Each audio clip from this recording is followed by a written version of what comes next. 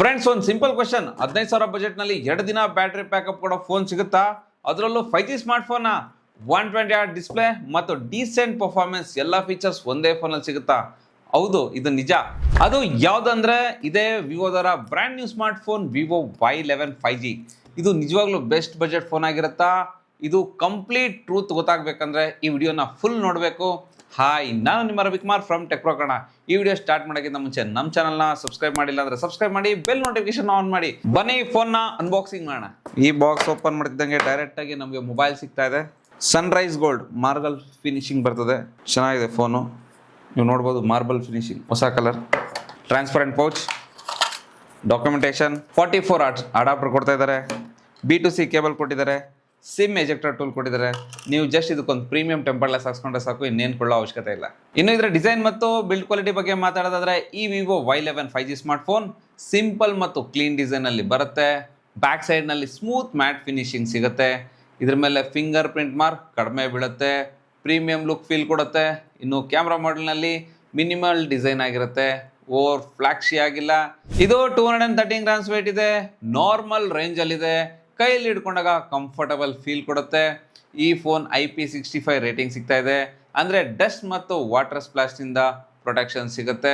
ಜೊತೆಗೆ ಇದರಲ್ಲಿ SGS 5 star drop protection ಕೂಡ ಸಿಗ್ತಾ ಇದೆ, ಅಂದ್ರೆ ಬಿಲ್ಡ್ ಕ್ವಾಲಿಟಿ ಸ್ಟ್ರಾಂಗ್ ಇದೆ. ಈ ಫೋನ್ ಸನ್ರೈಸ್ ಗೋಲ್ಡ್ ಮತ್ತು ಮಿಡ್ ನೈಟ್ ಬ್ಲೂ ಈ ಎರಡು ಕಲರ್ ಅಲ್ಲಿ ಸಿಗ್ತಾ ಇದೆ. ಇನ್ನು ಇದರ ಪೋರ್ಟ್ಸ್ ಮತ್ತು ಬಟನ್ಸ್ ಬಗ್ಗೆ ಮಾತಾಡೋದಾದ್ರೆ, ಈ ಫೋನ್ ನ ಕೆಳಗಡೆ Type-C ಪೋರ್ಟ್ ಇದೆ, 3.5mm ಜಾಕ್ ಸಿಗುತ್ತೆ, ಮೈಕ್ರೋಫೋನ್ ಇದೆ. ಇನ್ನು ರೈಟ್ ಹ್ಯಾಂಡ್ ಸೈಡ್ ನಲ್ಲಿ ಪವರ್ ಬಟನ್ ಸಿಗುತ್ತೆ. ಇದೇ ಫಿಂಗರ್ ಪ್ರಿಂಟ್ ಸೆನ್ಸರ್ ಆಗಿದೆ. ಇನ್ನು ವಾಲ್ಯೂಮ್ ಬಟನ್ ಇದೆ. ಲೆಫ್ಟ್ ಹ್ಯಾಂಡ್ ಸೈಡ್ ನಲ್ಲಿ ಸಿಮ್ ಕಾರ್ಡ್ ಸ್ಲಾಟ್ ಇದೆ. ಈ ಫೋನ್ ನ ಮೇಲೆ ಸ್ಪೀಕರ್ ಇದೆ. ಇದರ side mounted finger print sensor fast ಆಗಿ ವರ್ಕ್ ಆಗುತ್ತೆ. ಜೊತೆಗೆ ಇದರ ಸಿಂಗಲ್ ಸ್ಪೀಕರ್ ಕ್ವಾಲಿಟಿ ಓಕೆ, ಚೆನ್ನಾಗಿದೆ.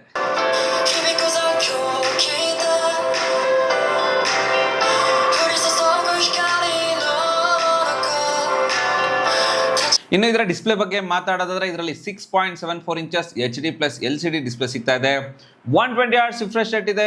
ಸ್ಕ್ರಾಲಿಂಗ್ ಸೂಪರ್ ಸ್ಮೂತ್ ಆಗಿರುತ್ತೆ. ಆದರೆ ಇದು FHD+ ಡಿಸ್ಪ್ಲೇ ಅಲ್ಲ, ಆದ್ರಿಂದ ಕಲರ್ಸ್ ಡೀಟೇಲ್ಸ್ ಸ್ವಲ್ಪ ಕಡಿಮೆ ಬರುತ್ತೆ. ಆದರೆ ಇದರಲ್ಲಿ 1200 ನೀಟ್ ಪೀಕ್ ಬ್ರೈಟ್ನೆಸ್ ಸಿಗುತ್ತೆ. ಔಟ್ಡೋರ್ ಯೂಸೇಜ್ನಲ್ಲಿ ಕ್ಲಿಯರ್ ಆಗಿ ಕಾಣುತ್ತೆ. TUV ಐ ಪ್ರೊಟೆಕ್ಷನ್ ಕೂಡ ಇದರಲ್ಲಿ ಸಿಗ್ತಾ ಇದೆ. ಲಾಂಗ್ ಟೈಮ್ ಯೂಸ್ ಮಾಡಿದ್ರು ಐ ಸ್ವಲ್ಪ ಸ್ಟ್ರೈನ್ ಕಡಿಮೆ ಆಗುತ್ತೆ.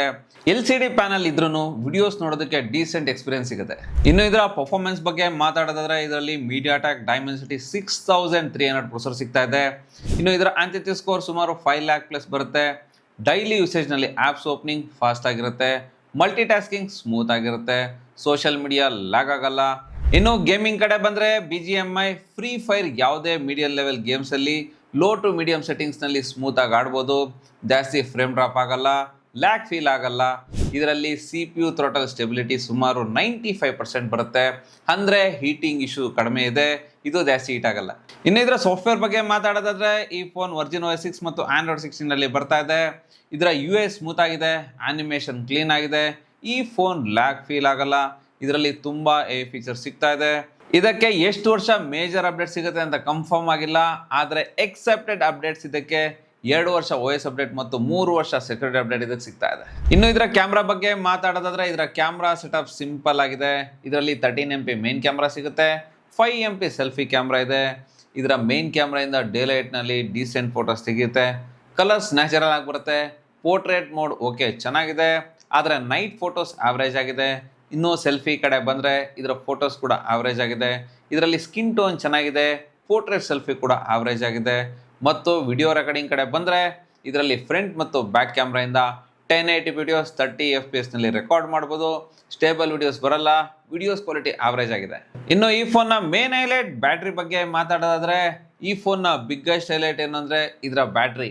ಇದರಲ್ಲಿ 6500 mAh ಲಾರ್ಜರ್ ಬ್ಯಾಟ್ರಿ ಸಿಗ್ತಾ ಇದೆ. ಇದು ನಾರ್ಮಲ್ ಯೂಸೇಜ್ಗೆ 2 ದಿನ ಈಸಿಯಾಗಿ ಬ್ಯಾಟ್ರಿ ಪ್ಯಾಕಪ್ ಕೊಡುತ್ತೆ. ಹೆವಿ ಯೂಸೇಜ್ಗೆ 1 ದಿನ ಪ್ಲಸ್ ಬ್ಯಾಟ್ರಿ ಪ್ಯಾಕಪ್ ಕೊಡುತ್ತೆ. ಆದರೆ ಇದರ ಚಾರ್ಜಿಂಗ್ ಸ್ಪೀಡ್ ಡೀಸೆಂಟ್ ಆಗಿದೆ. ಈ ಪ್ರೈಸ್ ರೇಂಜ್ನಲ್ಲಿ ಇದು ಬ್ಯಾಟ್ರಿ ಕಿಂಗ್ ಅಂತಾನೆ ಹೇಳ್ಬೋದು, ಆದರೆ ಚಾರ್ಜಿಂಗ್ ಸ್ಪೀಡ್ ಸ್ವಲ್ಪ ಕಡಿಮೆ ಆಯಿತು ಅನ್ಸುತ್ತೆ. ಇನ್ನು ಇದರ ಕನೆಕ್ಟಿವಿಟಿ ಬಗ್ಗೆ ಮಾತಾಡೋದಾದ್ರೆ, ಇದರಲ್ಲಿ 5G ಸಪೋರ್ಟ್ ಇದೆ, Wi-Fi 6 ಇದೆ, ಬ್ಲೂಟೂತ್ 5.4 ಸಿಗುತ್ತೆ, ಡ್ಯೂಯಲ್ ಸಿಮ್ ಕಾರ್ಡ್ ಸ್ಲಾಟ್ ಇದೆ. ಎಲ್ಲ ಬೇಸಿಕ್ ಕನೆಕ್ಟಿವಿಟಿ ಆಪ್ಷನ್ ಕೂಡ ಈ ಫೋನಲ್ಲಿ ಸಿಗ್ತಾ ಇದೆ. ಮತ್ತು ಈ ಫೋನ್ 2 ವೇರಿಯಂಟ್ ನಲ್ಲಿ ಬರ್ತಾ ಇದೆ. 4GB RAM, 64GB storage, 4GB RAM 128GB storage. ಈ ಫೋನ್ 15,000 ರೂಪಾಯಿಂದ ಸ್ಟಾರ್ಟ್ ಆಗ್ತಾ ಇದೆ. ಇದು ಬಜೆಟ್ ಫ್ರೆಂಡ್ಲಿ ಪ್ರೈಸ್ ಸೆಗ್ಮೆಂಟ್ ನಲ್ಲಿ ಲಾಂಚ್ ಆಗಿದೆ. ಓವರ್ ಆಲ್ ನೋಡೋದಾದ್ರೆ ಇದರಲ್ಲಿ massive battery 6500 mAh larger battery ಸಿಗ್ತಾ ಇದೆ. 120 Hz ಸ್ಮೂತ್ ಡಿಸ್ಪ್ಲೇ ಸಿಗುತ್ತೆ, ಡೀಸೆಂಟ್ ಪರ್ಫಾರ್ಮೆನ್ಸ್ ಕೊಡುತ್ತೆ, ಸ್ಟ್ರಾಂಗ್ ಬಿಲ್ಡ್ ಕ್ವಾಲಿಟಿ ಇದೆ, ಪ್ಲಸ್ IP65 ರೇಟಿಂಗ್ ಕೂಡ ಇದರಲ್ಲಿ ಸಿಗ್ತಾ ಇದೆ. ಆದರೆ ಇದರ ಕ್ಯಾಮ್ರಾ ಆವರೇಜ್ ಆಗಿದೆ, HD+ ಡಿಸ್ಪ್ಲೇ ಆಗಿದೆ ಅಷ್ಟೇ, FHD+ ಡಿಸ್ಪ್ಲೇ ಅಲ್ಲ. ನಿಮಗೆ ಬ್ಯಾಟ್ರಿ ಬ್ಯಾಕಪ್ ಬೇಕು, ಬೇಸಿಕ್ ಯೂಸೇಜ್ಗೆ ಒಂದು ಫೋನ್ ಬೇಕು ಅಂದರೆ ನಿಮಗೆ ಈ ವಿವೋ Y11 5G ಒಂದು ಸಾಲಿಡ್ ಚಾಯ್ಸ್ ಆಗ್ಬೋದು. ಸೊ ಫ್ರೆಂಡ್ಸ್, ಇದು ವಿವೋ Y11 5G ಸ್ಮಾರ್ಟ್ಫೋನ್ನ ಫುಲ್ ಡೀಟೇಲ್ ರಿವ್ಯೂ. ಈ ಫೋನ್ ಬಗ್ಗೆ ನಿಮ್ಮ ಒಪಿನಿಯನ್ ಏನು ಕಮೆಂಟ್ ಮಾಡಿ ಹೇಳಿ. ಈ ವಿಡಿಯೋ ಇಷ್ಟ ಆದರೆ ಲೈಕ್ ಮಾಡಿ, ನಮ್ಮ ಚಾನಲ್ನ ಸಬ್ಸ್ಕ್ರೈಬ್ ಮಾಡಿಲ್ಲ ಅಂದರೆ ಈಗಲೇ ಸಬ್ಸ್ಕ್ರೈಬ್ ಮಾಡಿ. ನಾನು ನಿಮ್ಮ Ravikumar from Tech Pro Kannada signing off. Thank you, ಧನ್ಯವಾದಗಳು.